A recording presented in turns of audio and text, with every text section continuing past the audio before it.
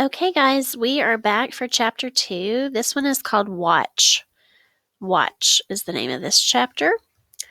Here we go. All summer, the pack hunts. Growl watches us while they are gone. When the pack comes home, there are steaming piles of elk meat for everyone. And then, best of all, howling. Father begins, and then mother, and then song. The sound of it makes my fur stand up and my tail wave. We pups howl together, each trying to be the loudest, stretching our necks out and up like Father does. We draw in deep breaths to win the longest howl or the loudest. But loud or soft, long or short, our howling makes us a pack. All of us. One pack. And this, our home ground. Our voices bounce off the mountains. They reach for the wolf's star. The sound fills me up like fresh water. Growl sounds his low, mournful wails last of all. He is the following wolf, our wrestling coach, and the peacemaker of the pack. By the time the meadow turns late summer gold, I can outrun him.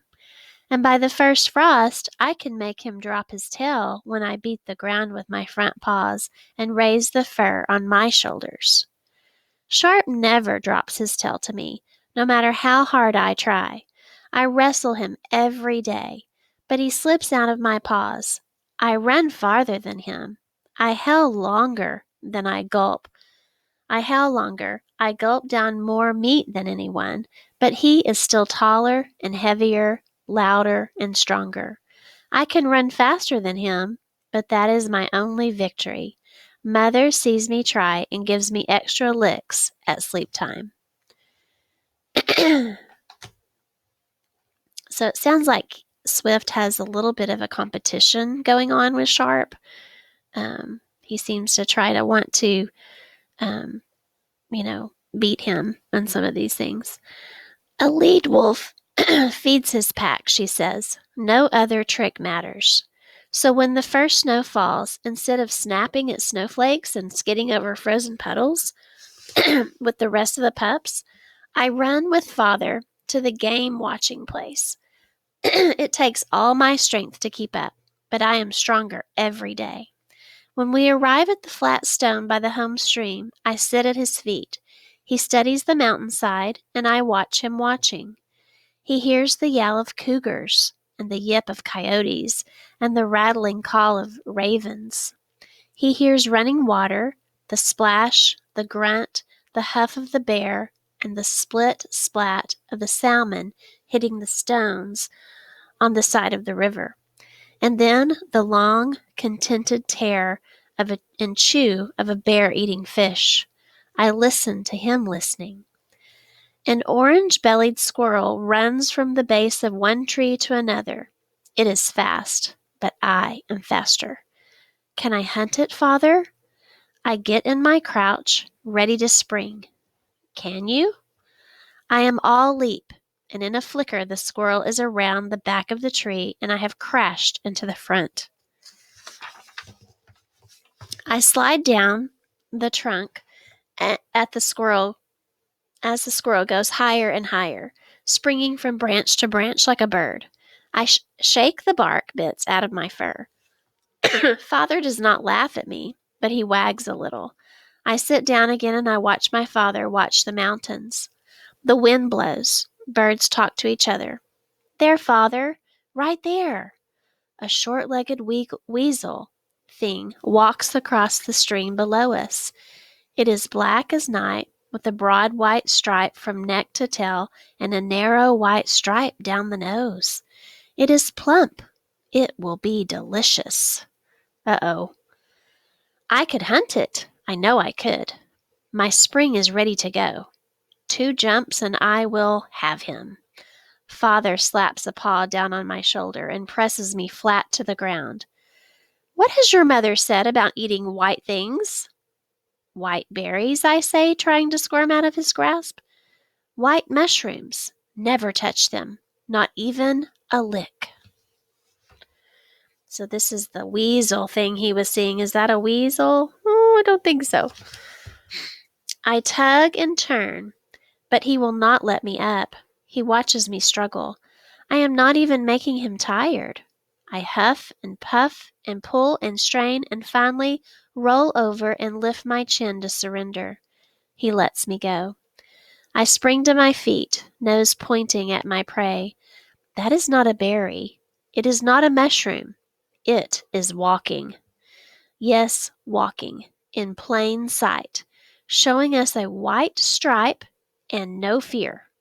What is that animal telling you? I lower my nose and tell. Poison? Worse than poison. I flop back down in the dust and I drop my chin to my paws. I could catch it though. I could get it all by myself. Not even a lick.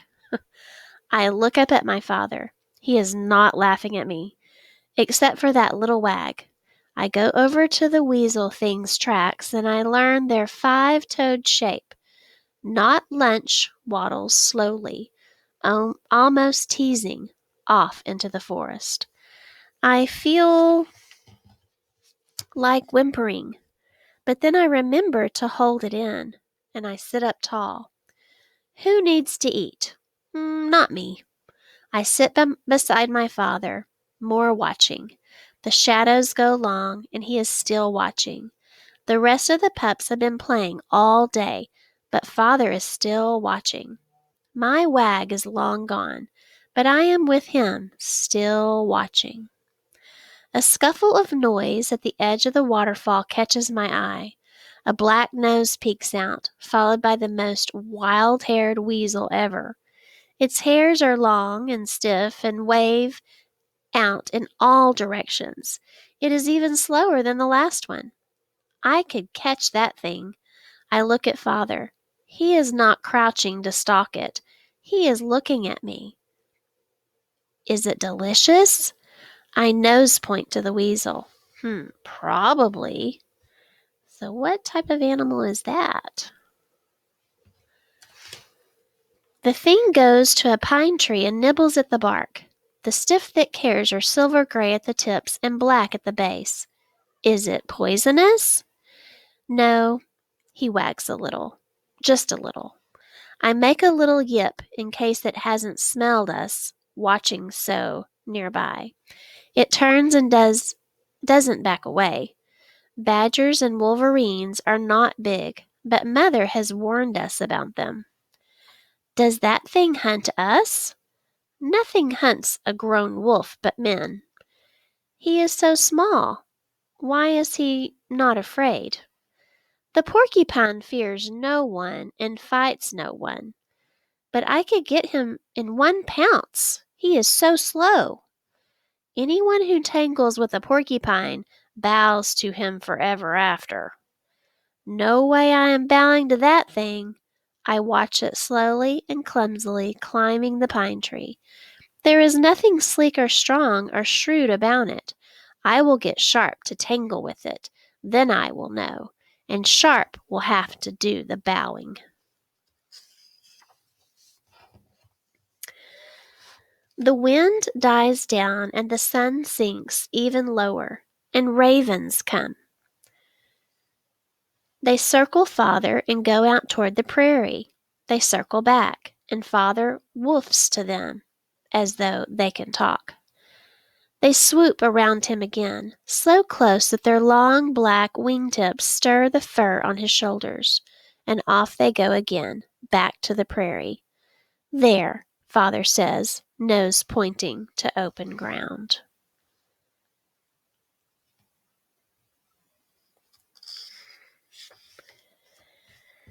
To the open ground below, where the prairie grasses meet up with the trees and the ferns of the mountainside. I look and we see nothing. Father calls for mother and song, and I lift my head to smell, and faintly it comes to me, a deer and her pup. Mother and song run to father's side. I watch it all, the quick and silent approach, the line of attack, the direction of the wind, the way my father circles around the front turning the deer back into the jaws of mother and song. And in my head, I'm there with them, chasing, circling, springing. I will feed my pack. I will. Better than all of them. I watch Father hunt every day. Even after I grow from a pup to a yearling, I learn. I remember. I run. I run just to feel the wind in my fur and the pound of my feet on the sweet grass and the soft needles of my home ground. Sometimes Worm runs behind me, and sometimes I practice hunt him. We work on my stalk, my chase, my spring. He is the perfect following wolf, far better than I could ever be. I will be a lead wolf. I can feel it. Okay. So if we go back to this picture, you can kind of see what they were talking about when they were trying to circle the deer and, eventually get their prey. So that was the end of chapter 2. And that again was titled Watch. So we'll stop right there and we'll read chapter 3 the next time. Thank you guys.